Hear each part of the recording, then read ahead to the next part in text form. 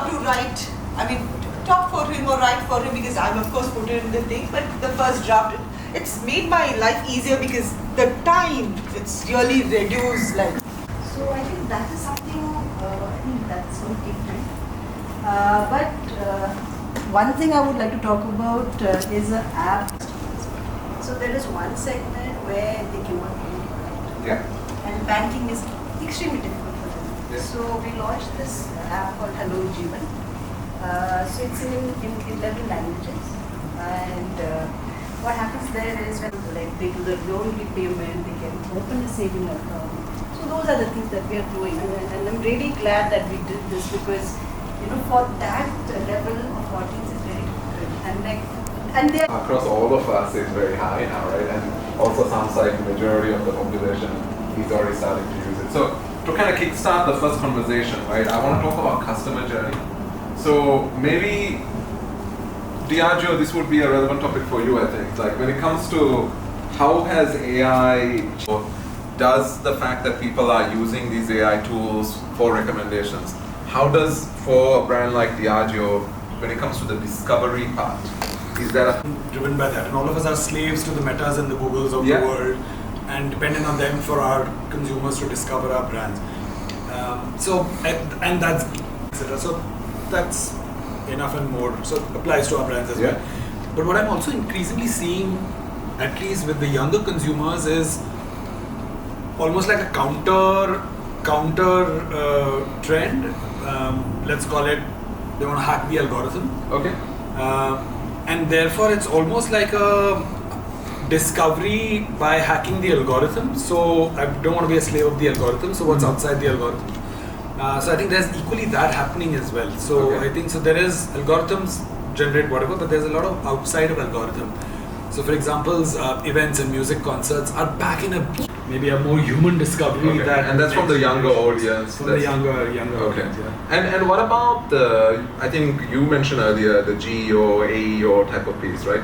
Is that something relevant for your brand as well? For sure. So I think, and a lot of it is, I think, discretion for pleasure category to be consumed in limited quantities. So I think from that perspective, AI and some of these, or the chat GPTs of the world, the LLMs of the world, play a very important role in educating and telling people what's the right way, what to drink, what not to drink, how to drink, how much to drink, responsibly. Google.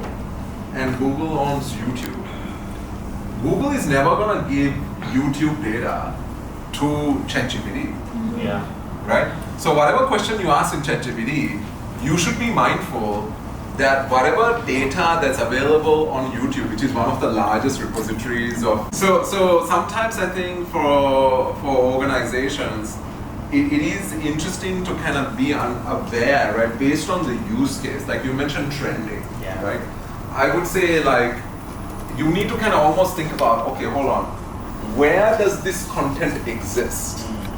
Similar to what you just said, right? Like one of the first deals OpenAI did was with Reddit, right? But for example, DeepSeek does not have a contract with Reddit. So whatever question you're asking to DeepSeek, you basically accept the fact that that data is not going to be included.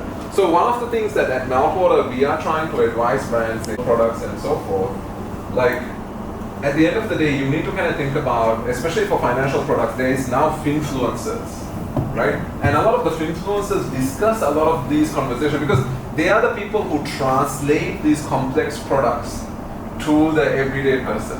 So they do a podcast or they do a YouTube video explaining with beautiful graphics how this whole thing works. If that data is not going to be captured in your answer, you are kind of unaware and you are kind of letting go of a certain data set. And that's a really problematic piece in my opinion. Brand watch. Before that, I think, what did we have? We had something else. So I just moved to Brand Watch purely for the fact that at that particular point, Brand Watch had said, we will try to get into LinkedIn's APIs and give you that data. And I did, I mean, for me, I needed that data.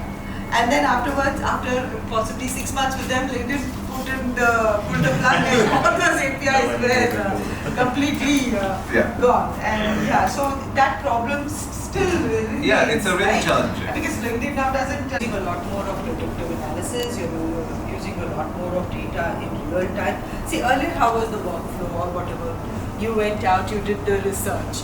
You understood your customers, you came and then you sat, you deliberated it, you then strategized, and then possibly you went to the market, learned, tested, repeat, all going to be there, and there is no two way about it. Whether you like it or not, it's all going to be there. So the sooner you adapt, the better. The ones who have adapted it first will have that leapfrog advantage. And If you are going to make that change, right?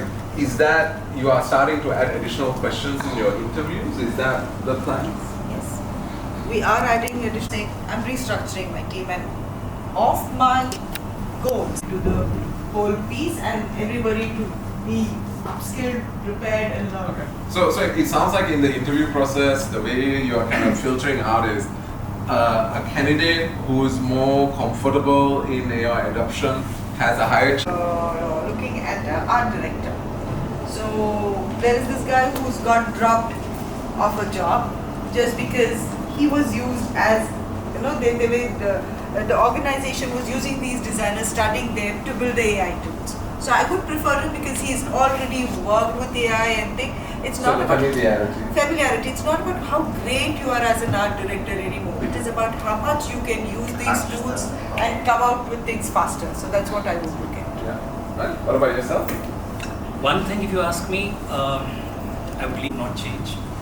If you need to be more discoverable in any AI engine, brand needs to be consistent. Yeah. The voice of the customer needs to be strong.